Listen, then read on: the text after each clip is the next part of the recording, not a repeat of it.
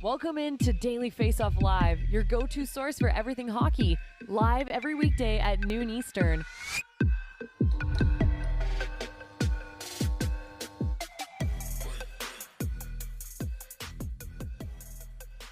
What's up, everybody? Welcome into a Wednesday, October 26th edition of Daily Faceoff Live. We're streaming live on Twitter, YouTube, as well as, of course, dailyfaceoff.com. He is Daily Faceoff senior analyst and writer Mike McKenna, and former NHL netminder. Mike, how you doing? You know, I'm a little sleepy. That Vegas game got delayed a little bit by the Rangers and Avalanche game going on to ESPN. So I got to bed late, but man, plenty to talk about, plenty that we got to see last evening. Let's rock. Yeah, I was tuned into the Kings Bolts for a while as well before passing out. Let's throw 2 minutes and 30 seconds up on the clock and let's drop the puck with this. You know, a bunch of Canadian teams off to decent or varying starts. You've got the Canucks on a totally different planet than everyone else. But when you take a look at the 5-1 start by the Calgary Flames to this point, Mike, are you ready to say now that the Flames are the best positioned Canadian team to chase the Stanley Cup this season? Oh, they are right now, Frank, but I'm not sure about by the end of the season because I think for Calgary, all the offseason additions have made sense and it's worked out. Like Naz Kadri is a top 10 player in the league. I think he's been one of the best overall players across the board in the NHL. And, you know, you look at the rest of the group. Huberdeau scores last night. Uyghur's been great. They're getting good goaltending. I actually think, though, the power plays probably carried Calgary a little bit, but my pick, though, Frank, I still think by the end of the season that Edmonton's going to be the best bet out of Canada. Their shooting percentage is down a little bit, but even 5-on-5, that team's made strides. Like they've allowed 10 goals against 5-on-5 or 11. Calgary's allowed 10. Like I think that Edmonton has room to grow. And once Edmonton starts finishing a little bit more 5-on-5, and if they can get their D a little bit more active in the scoring, you know, Evan Bouchard and some of the other guys in the mix, I really believe that team's going to be there by the end of the season, Frank. What about you? Yeah, it's funny, you know, I think Calgary, for as good as their start has been record-wise, they can actually get to another level. That's probably the scary part. Is Kadri has been unbelievable, but I think Huberdeau probably still has a bit of room to grow and get accustomed to his teammates. You mentioned the Oilers. How come no one has talked about the Toronto Maple Leafs yet? I mean, that's the team, 115 points last year. I know their first round flame out and all those things are connected to that in terms of how we view this team's chances to chase a Stanley Cup. And I know the injuries that they have, but they've been more or less mediocre to start this season. Yet at this point, they've got a 4-3 record, so they're above level ground. And on top of that, Austin Matthews has 1 goal in 7 games. I mean, how often are we going to see an Austin Matthews run with 1 goal in 7 games the rest of this season? I mean, probably never. Like he closed out, he had a stretch last year, 53 and 56. I'd imagine at some point soon he'll be getting close to that level again. And all of a sudden, look out when the rest of that team begins to put it together. And I've been a big believer in Ilya Samsonov all along in terms of his ability to take that job and run with it.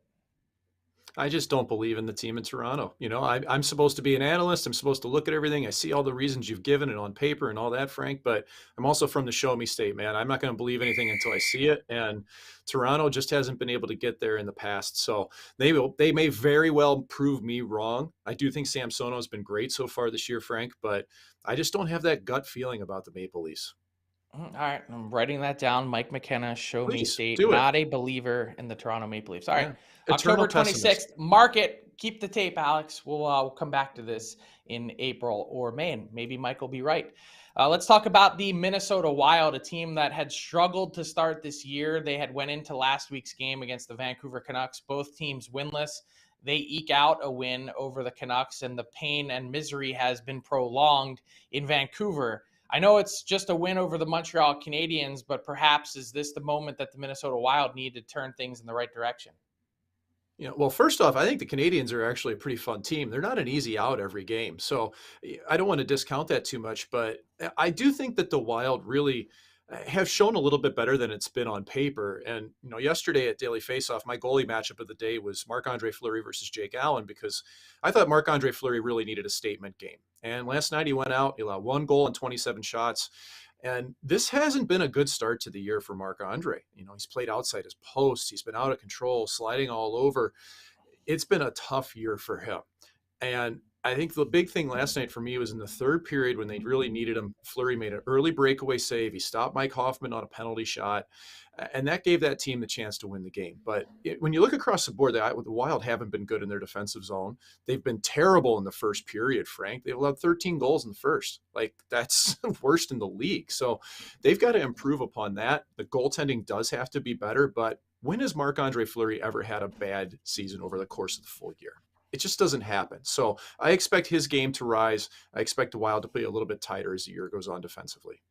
Yeah, I mean, you hit it on the head. Marc-Andre Fleury's had a bad season in, 2000 and never. I mean, it's pretty much never happened. So you look at the 28 goals that the Wild have allowed to this point in 6 games. Dean Evison has been harping on that big time. We've got to find a way to cut those down. Part of it's goaltending, but part of it, as you said, is being cleaner in their own end. And part of it is they need some of their stars to step up and sort of that underbelly of that team, the Joel Eriksson X, that group to help pick up this team and continue to lead it moving forward. Do you still think, and again, early, don't want to make too many judgments, 2-3-1 start for the Minnesota Wild. But when you look at it in terms of how maybe our thoughts have shifted a little bit in terms of how this Western Conference looks, Vegas is off to a great start at 6-2, and certain teams look way improved. Would you still include the Minnesota Wild in that contender category to get out of the West? I don't. I don't think they're an elite team in the West anymore. I still think the Wild makes playoffs, but Frank, I had them picked just squeaking into playoffs at the start of the season. I expected this regression, and you picked up on a key ingredient. Joel Eriksson Ek, man, when he's plus in a game, I love plus minus. I'm old school like that. When he's plus, when he's playing well and playing hard against the other team, he's a key piece to that club. So I still think they're going to be a good team, but I'm not sure that I see the Wild as a real cup contender anymore. Okay, so let's overreact a little bit more. Let's talk about some crazy starts from around the NHL this season. And I'm talking about on an individual basis. When you consider some players that have rocketed up to the points leader list or have been incredibly impressive, who catches your eye as someone that you just totally didn't see coming? Oh, man, it's Alex Stalock. Like, I couldn't believe, Frank, that Alex Stalock. Well, sorry, man. You're going to get this answer because here's a guy that really hasn't played in the NHL for the better part of 2 seasons, Frank. Like, in November of 2020, he was diagnosed with myocarditis. That's how big of a deal this is. I can't even pronounce that. It's an inflammation of the heart muscle he got from getting COVID. He missed a full season. He comes back last year. He played 1 game for the Sharks and allowed 6 goals and didn't last the whole game, got yanked. Played 17 games in the A, had an 87% save percentage, won 4 games. Like, there's no way on earth Alex Stalock should have probably gotten an NHL one-way contract this offseason when there were guys like Dustin Tokarski out there who played 29 games for the Sabres last year. Yet here comes Stalock off of nearly being out of hockey, and the guy's ripping it up, man, for the Blackhawks. Like, he's got that team up in the standings. Mrazek's out, Stalock's carrying it, and it's the second time he's fought back from a serious injury. 2011, he had a big skate laceration that happened on the back of his legs, Frank. Like, if Stalock finishes this year and plays admirably for the Blackhawks, like, print the Masterton for him. So I know it's a goalie tangent, but who do you have? Who's impressed you so far? Yeah, I love a little early season Masterton talk. That really gets me excited. Give it to him. Hey, look, I'm all for it, especially when you come back from something like that.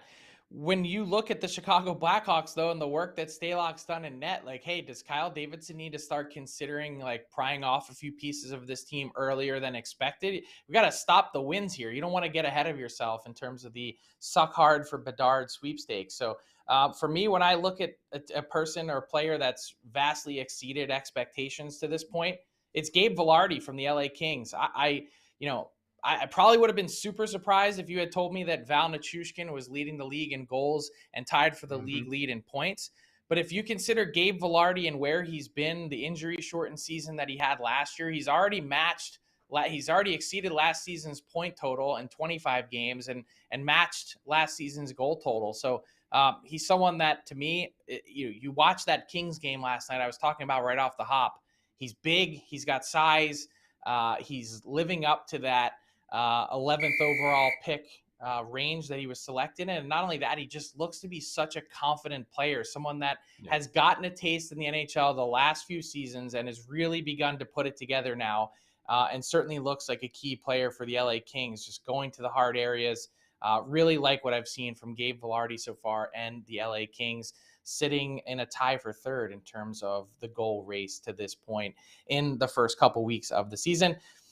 Speaking of changing players that have changed homes, I love the emotion shown from Alexander Georgiev at Madison Square Garden on Tuesday night. You had the Colorado Avalanche, the defending champs, going home to play his former team. He gets the start.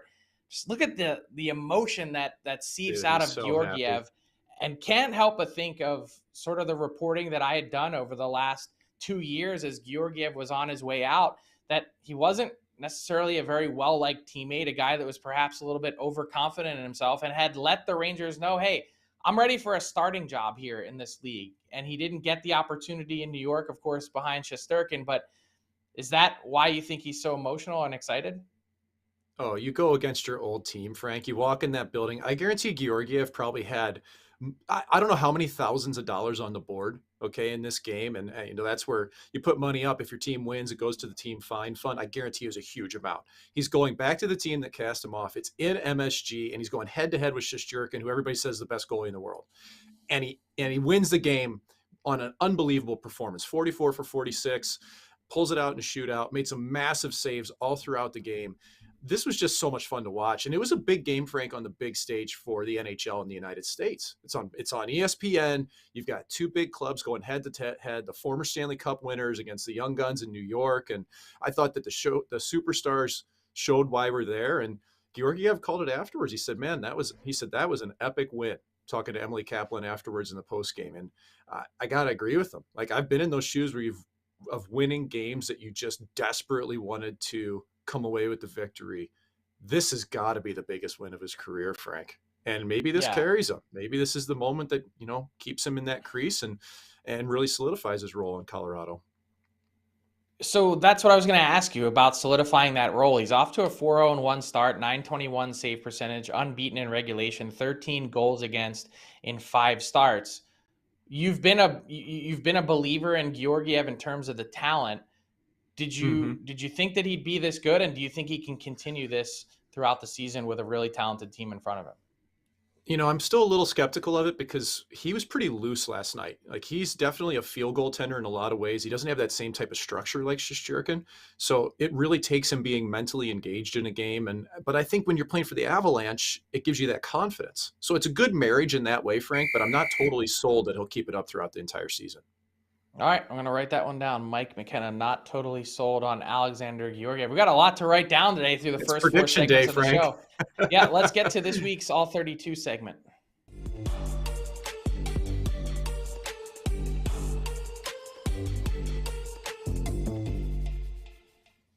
I've got some breaking news here in the All 32 segment. We've got a new show to launch. Brent Wallace and I were teammates once again. There he is. Look at that mop. Look at that head of hair. What a beautiful man this is. Welcome to the Nation Network team. Brent Wallace has a new show launching next week in the Ottawa region. Coming in hot. What's going on? What's the story behind it, Wally? It's exciting. We get to join you. I'm excited to work with you again, old colleague. Finally, someone to have the same hair as me. And then we're going to launch 3 shows a week with Bobby, building up to a 4th show with another guest, and then lots more guests, more content, more Sens coverage. We're excited to do it. Bobby's looking forward to it. Yeah, we're thrilled to have Bobby Ryan part of the team as well. You two have a history, as you see there in the photo, and relationship. What's the idea? What's the story behind Coming In Hot? Why that name? So Bobby Ryan's very first tweet when he was traded from Anaheim to Ottawa was, "I'm coming in hot, Ottawa." And so we had worked on a couple of different names coming in. And one day I was driving, and it was just last week. And I was like, you know what? Maybe we need to use the tweet. And so that's what started it. I talked to Bobby. Bobby liked it. And that's how it got to where it is. It's hard to pick a name. Yeah, it definitely is. And it's not easy. It's hard to. You had the Wally and Mathot show previously. You can't just transition to the Wally and Ryan show. It's not the same. It's a guy with 2 first names in his name. It just doesn't work. And he doesn't have a nickname. Like, he's a mess. He doesn't have any of that stuff. I need him to have a better name. Yeah, no question. Well, there you go. Coming in hot. I love it. Let's transition to the Ottawa Senators and get your take on what's been an impressive start to this season, given some of the things that they've overcome on the injury front. When you look at the Sens and their 4-2-0 mark to this point, some incredible offensive performances. Shane Pinto has been an eye-opener with 5 goals scoring in 5 consecutive games. When you look at the start, what stands out to you as among the most positive for this group? Well, I think it's obviously got to be some of their young players like Shane Pinto really stepping up. I mean, boy, oh boy, like I saw him a couple of years ago before he kind of got hurt last year, and he looked really good as soon as he stepped on the ice for a few games at the end of the season. And everybody was talking about him coming in last year as the second line center type, and then the injury with the shoulder put him back. I'm not shocked overall that he's playing this well. I really, really like his game. I think he should have probably moved up in the lineup when Josh Norris went down with the injury and he stepped in, but people want to keep that third line together. I just really like Shane Pinto's all-around game. And then in goal, when you lose Cam Talbot, who's arguably maybe going to be your number one guy to start the year with Anton Forsberg as the backup, they probably would have split fairly evenly maybe, but now Forsberg has played well, and then Marcus Hellberg comes in and gets Magnus Hellberg he looked pretty good in this start. So that really looks good for Ottawa in goal because they need strong goaltending. Again, I'm not sure their blue line is fantastic, but I will say Eric Brandstrom has looked really, really good. For a guy that many people weren't sure he was going to be on this roster, he has come in and performed very, very well. You know, Wally, that's why I never like to say starter and backup anymore. I like to go number 1 and 2 because they usually split a fair amount. And that's kind of what I expected with Forsberg and Talbot, is that they go back and forth. When I look at the Sens, though, I just see a team that's playing with a lot of confidence defensively. You know, I'll give you a comparison here. The Minnesota Wild have given up 20 goals against 6 games. The Senators give up 9, 5-on-5, 6 games. Okay, so there's a drastic difference there. Who gets the credit? Has DJ Smith just gotten this club to play that much better defensively? Is it the players on the ice? Who should the team be looking at to give credit to? Well, so interesting you asked the question, because 2 games in, when they lost the first 2 on the road, everybody wanted DJ Smith fired and said, that's it. This team can't win under DJ's system. Well, switch back to now 4 straight games at home and 4 wins. And I think they've been pretty dominant in those wins. They are playing a much more structured game defensively. This is a group that won't quit. They will play every shift hard. And that's what they've done. And you look at Tim Stützle. Tim Stützle has played a very good defensive game. He battles just like anybody else. He fights hard. Brady Tkachuk, all these guys up front who are young, who are skilled stars, still play deep. And that's probably the biggest part. It's now a group effort. They're not waiting for some savior to come in that there was talked about all summer, a top 4D to come in. I think they're now just getting together, finding out what each player can do and trying to exploit those strengths. Wally, I want you to give me a vibe check on what it's like to be at the arena and the excitement in the marketplace, because obviously it's an exciting time to be a Sens fan with what they're building towards, but I'm not dancing on anyone's grave. Full respect for Eugene Melnyk, but someone had mentioned this to me at the Board of Governors meetings, that they feel like the fan base might have turned in a similar way in which, you know, the Chicago Blackhawks might have changed once Bill Wirtz passed on. Do you get any sense of that? And what's it been like, just, you know, in the marketplace in general, with Sens fans coming back to the team? It really is night and day, Frank. Like, this whole entire environment feels like there's been this dark cloud lifted. I mean, even Daniel Alfredson yesterday, who's at the rink now, he got fitted for his Hall of Fame jacket in front of the media, said, you know, it's nice to feel welcome back. That's been a long time. That's been a really sore point with this organization, not to have the greatest player to ever play for the Ottawa Senators be around the team. And so you can feel it. The last time it was this exciting, there wasn't Twitter, there wasn't Instagram. So you don't get a sense of how big it was. But like the early 2000s, when this team was leading the league in scoring and they were winning, you know, the President's Trophy, and they were playing a really good game, there wasn't this kind of hype around it. This is different. This is a really exciting young team, and this fan base is anxious and eager to see them perform on the ice.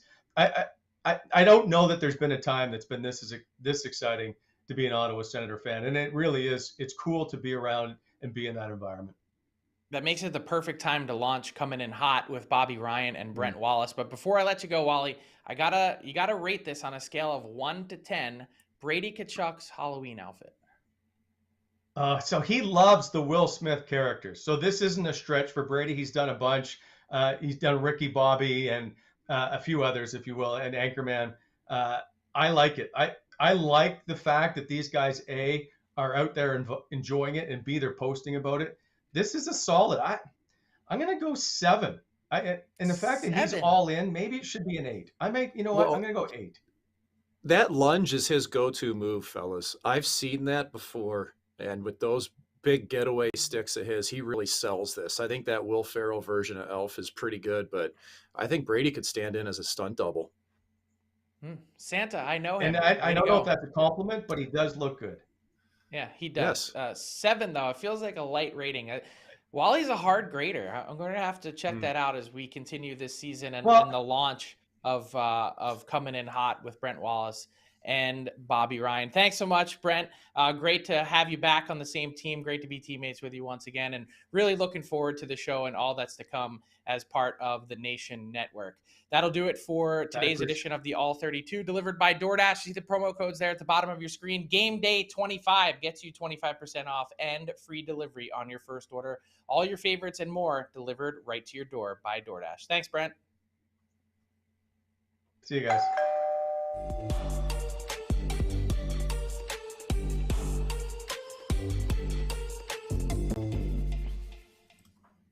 All right, Mike, time for our daily face-off inbox question of the day. And when you take a look at Phil Kessel and his Ironman streak, as it's been, he's broke the record set by Keith Yandel not so long ago. 990, wonder where Phil Kessel gets to. But the question is, when you look at Brent Burns so far back at 685, I said before, I think this is a record that will never be broken. Will someone catch Phil Kessel at any point in his Ironman streak?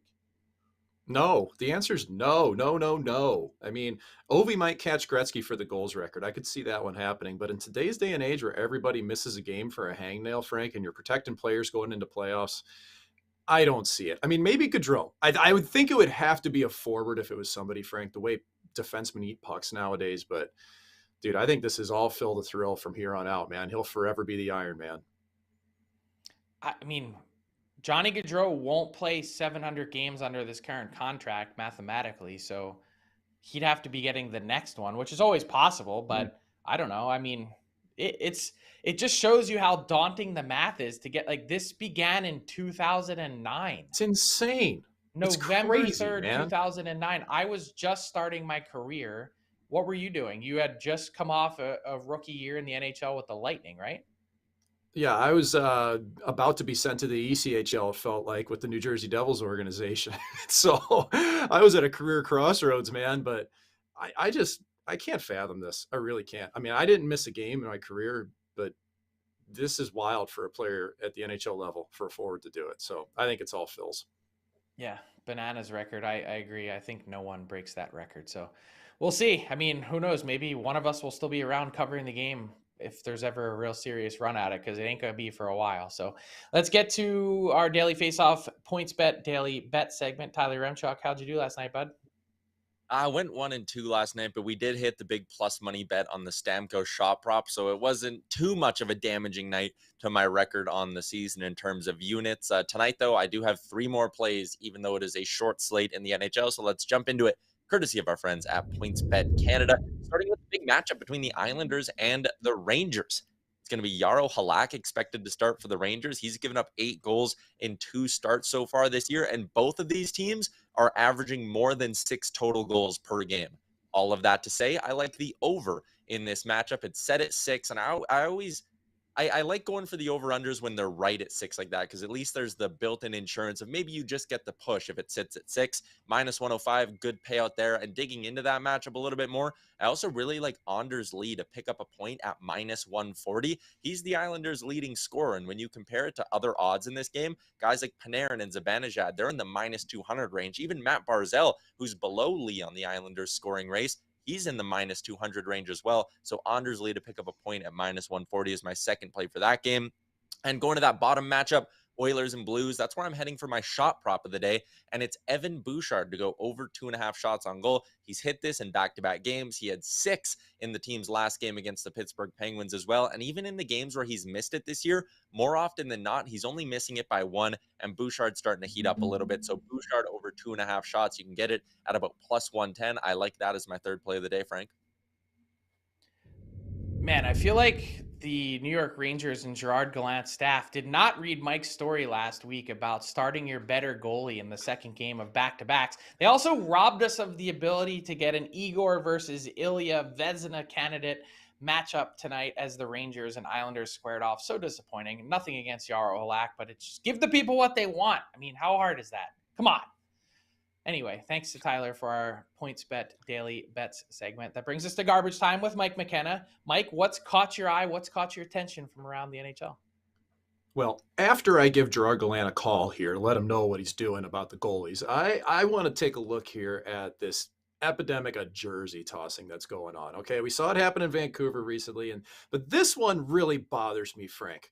Okay, we're going to see a supposed fan in Edmonton, grab a jersey, throw this Pittsburgh Penguins jersey on the ice, and look at Leon Draisaitl. He comes over, picks it up, and throws it right back. Like, it's so disrespectful to toss a jersey on the ice, and especially for a team that's 4-2-1 like the Penguins. Come on.